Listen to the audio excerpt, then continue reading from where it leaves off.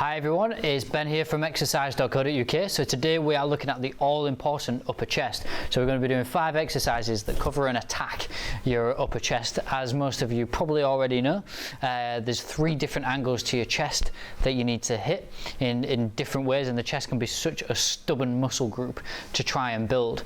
So you've got your upper, your mid-chest, and your decline portion of the chest as well, and you've also got 2 different vertical planes that you can hit, which is your inner chest and your outer chest as well. So we're going to be focusing on the upper chest, but focusing it through 2 different planes of motion. So we're going to be using adduction motion by coming across and through the chest, and we're also going to be using pressing motion, which is going to tackle the broader region of the upper chest to overload the muscle groups as well.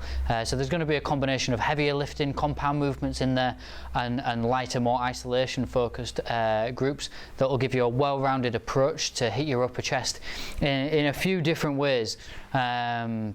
So we're going to get stuck straight in. First exercise up is the classic incline press, but we're going to make sure you're doing it in exactly the right way so that you can be maximising your gains for your upper chest and making sure that you're really nailing the incline press and not doing any damage to your shoulders while you're doing it as well.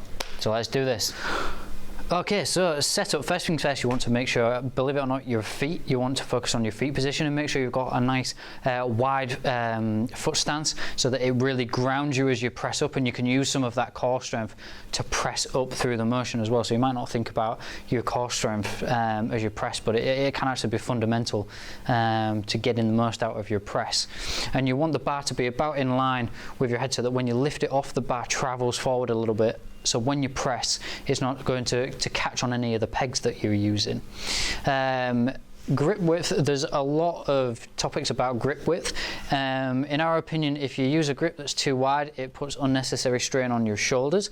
And again, if you bring it too close together for a narrow grip, you're going to be activating the triceps a lot more and putting, particularly with a barbell, too much strain on your wrists as well. So we actually just recommend a simple, slightly wider than shoulder width apart grip, so you can use the nailing, which is the rough edging on the bar, to give you a bit of a guideline about where you want to be gripping the bar. So I'm just going to take it slightly wider than shoulder width apart and bring the bar off. So as you can see, that the bar travels forward slightly so that when I press, it doesn't catch on the pegs. Now before you start, you just want to allow your shoulders to drop back slightly and push your chest out. So keep your core tight and engaged and push your chest out. Don't arch your back up like that. Keep your back low, but bring your chest forward, and that's going to allow your shoulders to travel back. So you want to bring the bar slowly down, and don't bring it all the way down, because again, that's going to put too much strain on your shoulders, particularly if you're trying to overload the muscle group.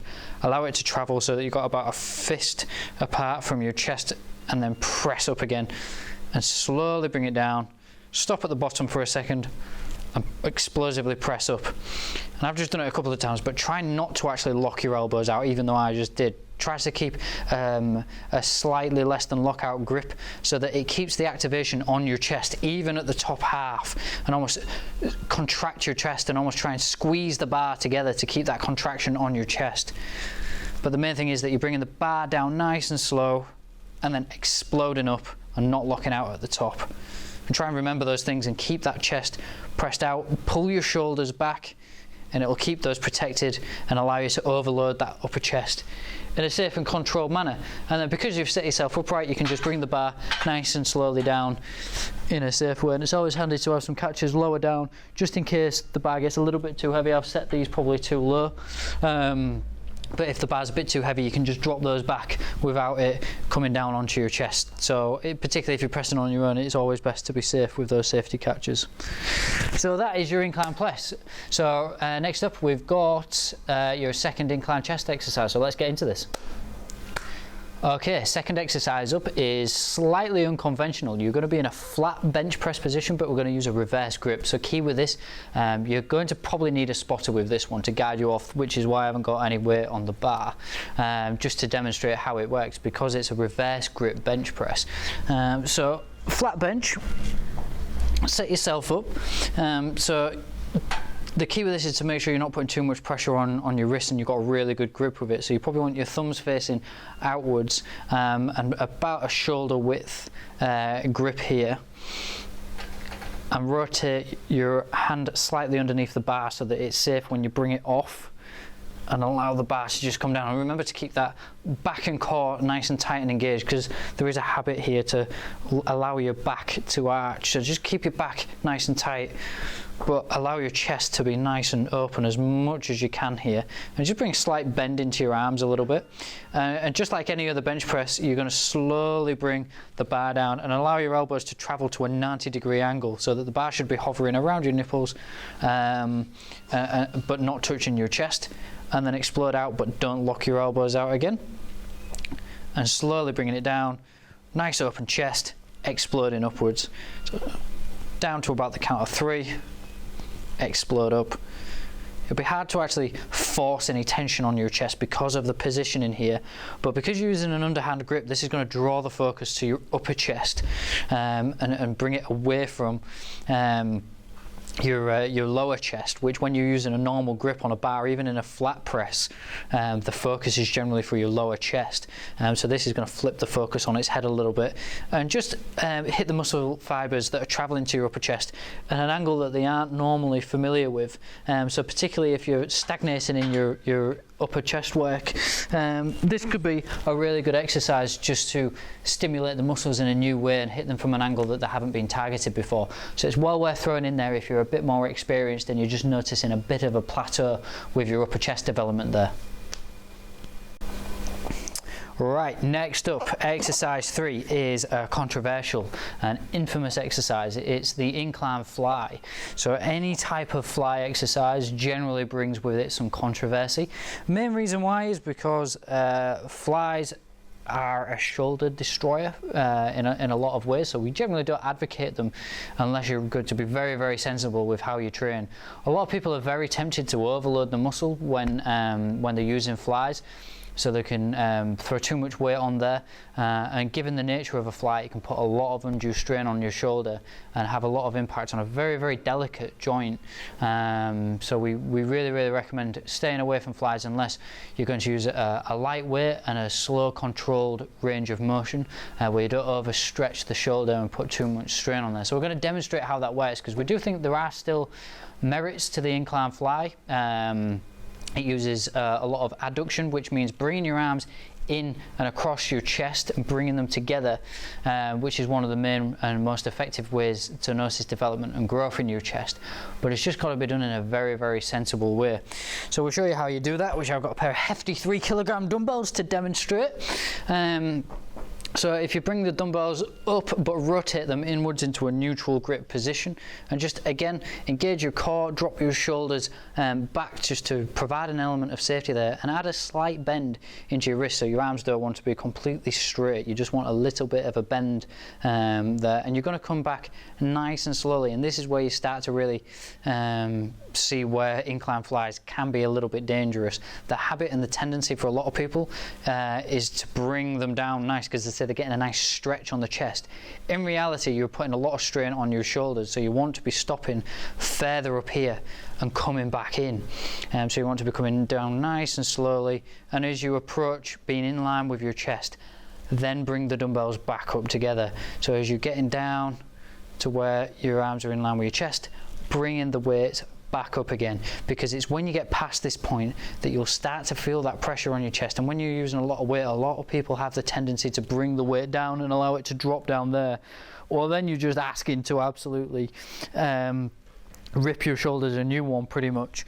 So making sure that you use a light weight with these incline flies, and focusing on time under tension, which just means that nice slow motion as you're coming down, bringing it up quickly, will really focus on the quality of the reps that you're bringing through, and not using it as an exercise to overload your upper chest. This is a pure isolation exercise. Use your presses to overload safely, and use your flies to focus on slow controlled actions and movements, and that will help limit any risk of shoulder injury there as well. And we also recommend doing some postural correction to help protect that. So if you check out our 5 best exercises with rear delts, that'll really help to make sure that you're bringing your shoulders back, and prevent any shoulder injuries there as well, because it is quite a susceptible muscle to being injured. So exercise number 4 is coming right up. Okay, so if you want a safer variation of the incline flies, there is one available. You can use it with either a dumbbell like I'm going to demonstrate, or a low cable here as well. If you attach a handle to a low cable, it's probably a little bit more effective with a cable if you do have access to one, but more convenient with a dumbbell.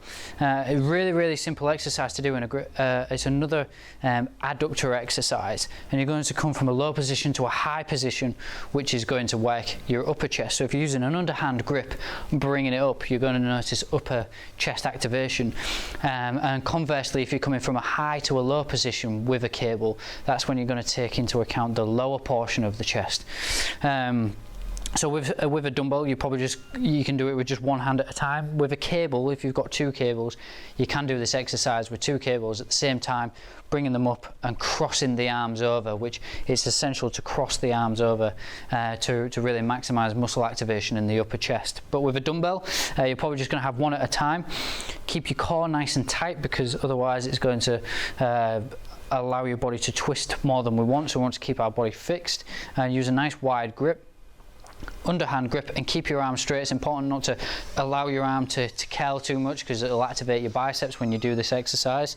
And then bring your arm up slowly and allow it to travel across the chest as far as you can. So allow that dumbbell to travel as far as you can, which is really going to start to activate your chest right up here as you cross over, and then come slowly back down and allow the arm to travel out to the side to bring a nice healthy stretch. Because you're using an underhand grip, not an overhand grip, you get a nice healthy stretch that doesn't put any strain on the shoulders, and then bring it back across and all the way. Try and almost rotate the dumbbell up a little bit, and you'll really start to feel that contraction in the upper chest, and then come down slowly again, and nice and slow, and then explode up a little bit, and nice and slow. So you won't need a particularly heavy weight for this exercise. Again, it's more about control, how you're doing the exercise, making sure that you're getting your form nailed down and perfect, because that's where you're going to notice more muscle activation in these exercises and more benefit. It's not about overloading the muscle too much with these at first. Make sure you get your form nailed, and then once you feel comfortable to increase the weight from there, then you can start looking at progressively overloading the muscles and bringing those gains on from that stage. So that is a low to high dumbbell fly or a cable fly in there as well. So if you need a safer, healthier alternative for your shoulders than incline flies, this is the one, and you'll notice the same benefits as well. So win-win. Okay, so last exercise that we have for you for your upper chest is going to be the decline press up, which is perfect for doing anywhere, no matter where you are. And it's going to be the most challenging angle that you do for the press up. There's a lot of misinformation to say that decline press ups actually hit your lower chest. Where the confusion lies there is because the decline press, the decline bench press, focuses on your lower chest. There's a lot of belief that the press up also does as well. It's actually the converse for press up. So if you're doing it in an incline angle, that's going to be hitting your lower chest, and it's going to be the easiest type of press up that you can do. Whereas if you do it in a decline angle, that's going to hit your upper chest, and it's all to do with how your arms are positioned. So if your arms are positioned above your head and coming down in this motion, this is going to be hitting your incline chest, your upper chest, sorry. So you can see as you bring your arms further up, that's going to then travel to your shoulders, and as you bring your arms down, that's going to then focus more on your lower chest. So anything that involves pressing down and away from your chest here and away from your shoulders is going to be focusing on the lower portion of your chest. So we'll demonstrate how the incline press up works. So you just need something to elevate. You can be anything: sofa, chair, bench in this case. Key is to make sure your body's straight, and to do that you can just go through both extremities of bringing it too low where you can feel too much tension on your lower back, and too high, and then just sitting somewhere in the middle. So hands want to be about just wider than shoulder width. They don't want to be too wide again, because you don't want to be putting too much pressure on your shoulders, and they want to be travelling just above and in line with where your shoulders are.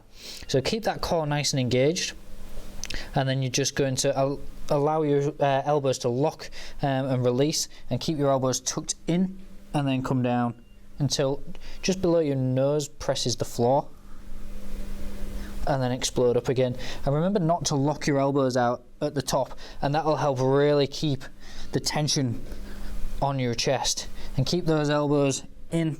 Don't allow them to flare out, and you'll really feel your upper chest fire up. And that's a great finisher. It's also great for using in a drop set format after you finish some incline presses.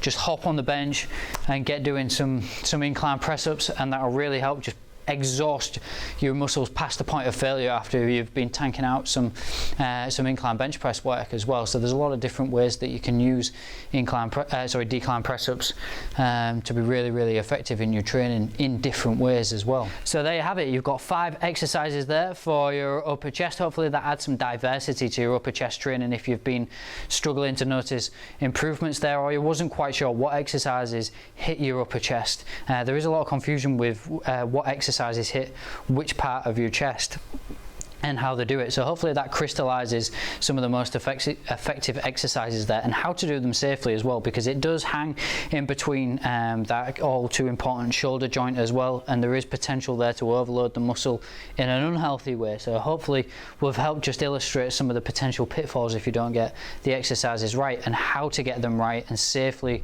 overload those muscles so that you can start noticing growth and development in your upper chest. So we've got plenty of other exercises out there that look at hitting all the different other muscle groups and clarifying exactly what exercises hit which muscle groups, because it can be confusing and overwhelming, particularly when you're first starting training at home and you don't have a lot of guidance there on what exercises what muscle groups in the right way. So stay tuned, because we'll have plenty more videos for exercises, and if you want to see any in particular, then just drop a comment below and we'll make sure we get one shot as soon as we can. And don't forget to like, follow, share and subscribe, and we'll be back again very soon. Thanks for watching.